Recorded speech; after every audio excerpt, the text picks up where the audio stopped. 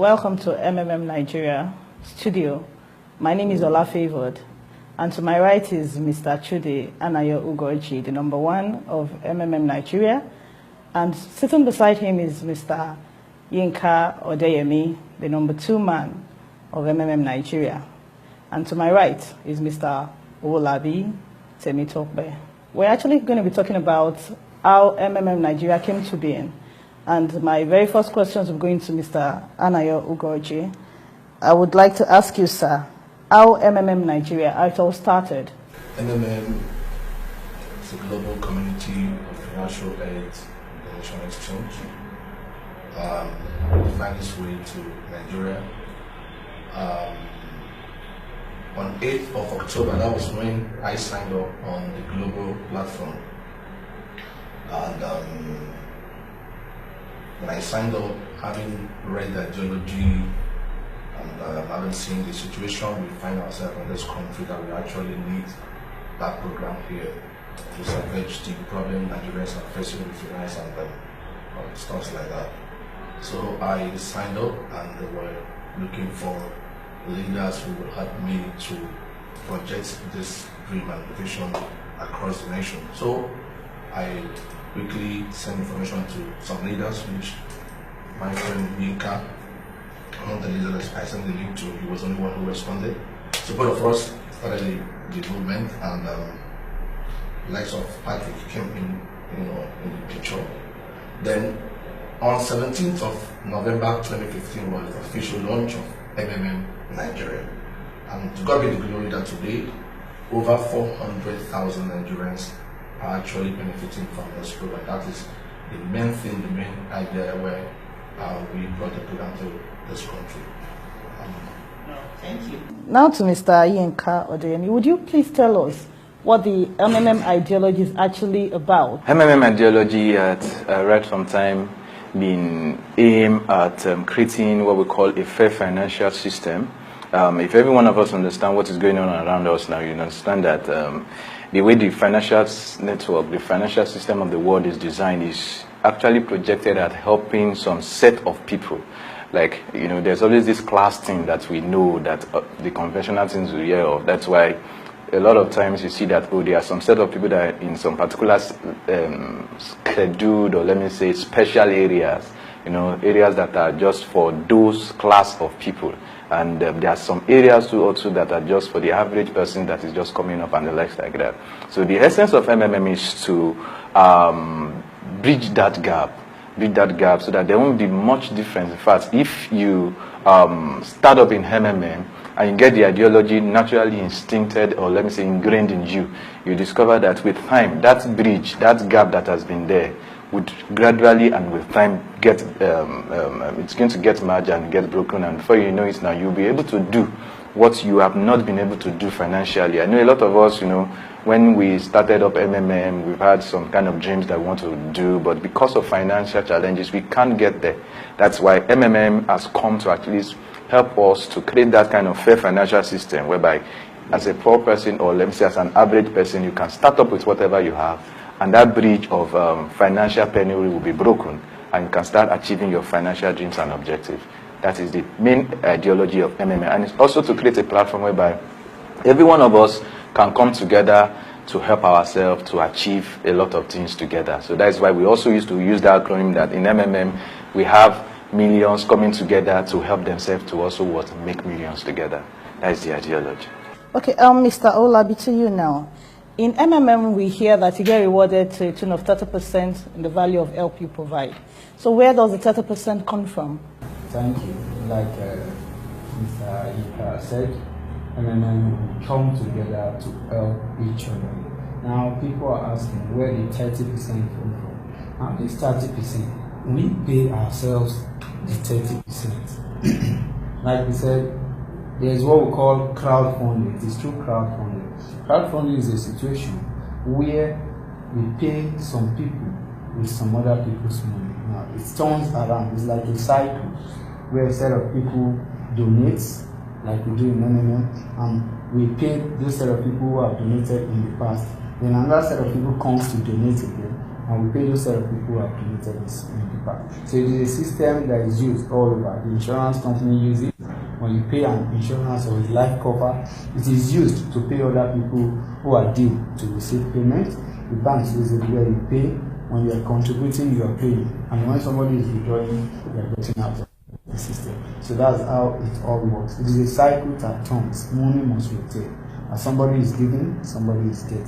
So the 30% is paid by all of us in the system. So I guess it's more of something like a redistribution of funds, kind of. Yeah, it is a redistribution of funds where we get from those who have their spare money and doesn't need it now, and we give it back to those who need it now. Then in turn, when they need money, we see another set of people who wanted to donate at that particular point in time, who donate freely without any guarantee, at free on their own risk, by willingly and not being forced or coerced, because there is no guarantee. You are just giving because you are happy to give. So we inculcate the power of giving through that.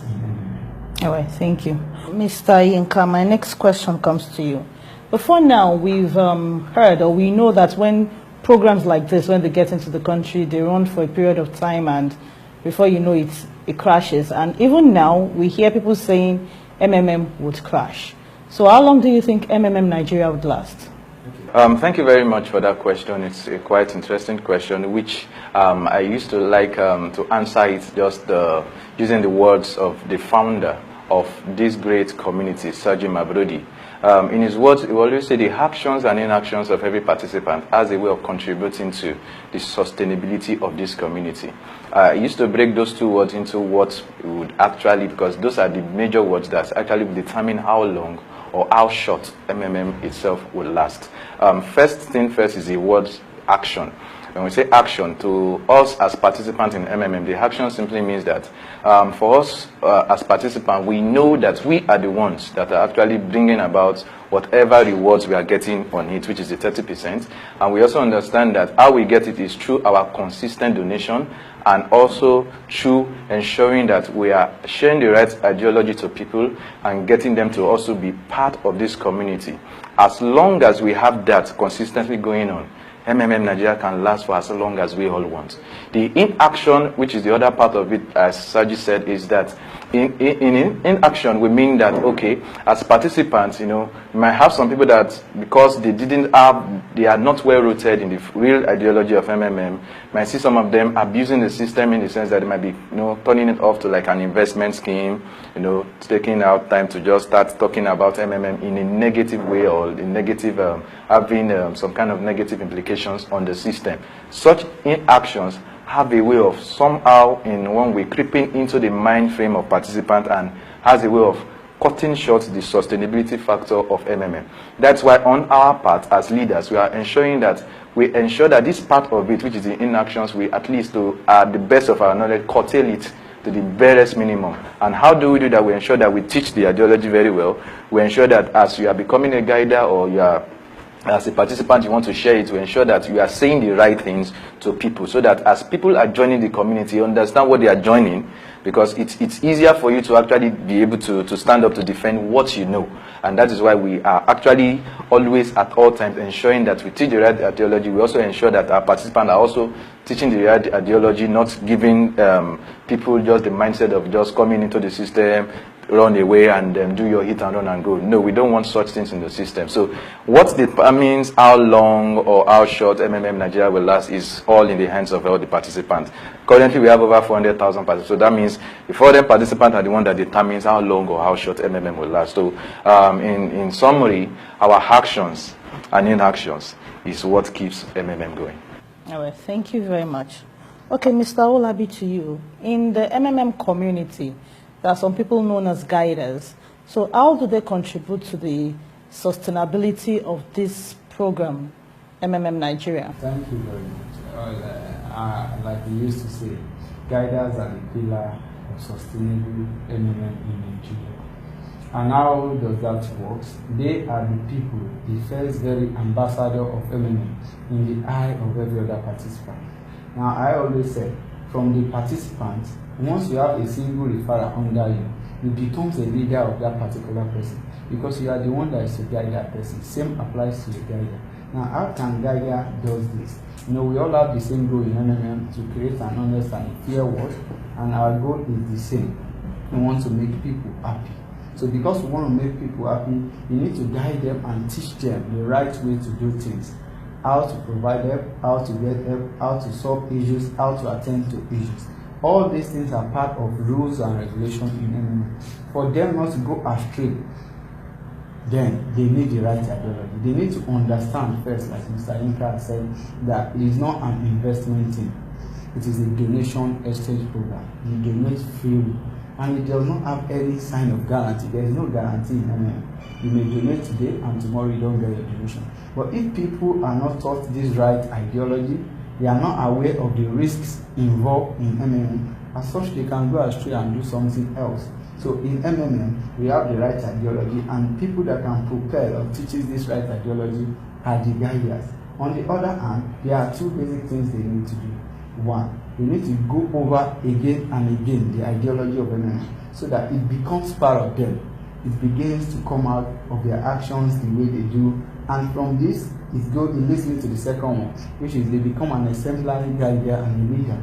That goes for all participants too. If you have a single referral you are guiding on how to do one or two things, you have to show him by example how to do the right thing, how to follow the right ideology, how to be aware of the risk, and to be aware that there is no guarantee in anything. So doing this, the guiders will pass on the real ideology and how to do things, who in turn, the referrer, who refers somebody else who is a new participant, will pass it on. And with this, we can sustain this system for as long as we wish, because our action, inaction, and reaction.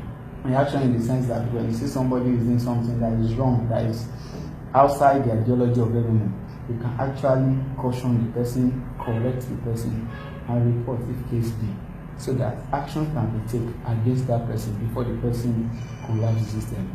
We either be a keeper of this system or be a killer of this system. It's all in our hands. Thank you. Okay, back to Mr. Chudi. I want to know, as regards MMM being legal or not legal, because we know that when such programs come, government would either say it is legal or illegal. Even banks tend to be a threat to this kind of program. So what measures are being put in place when such threats comes? Thank you.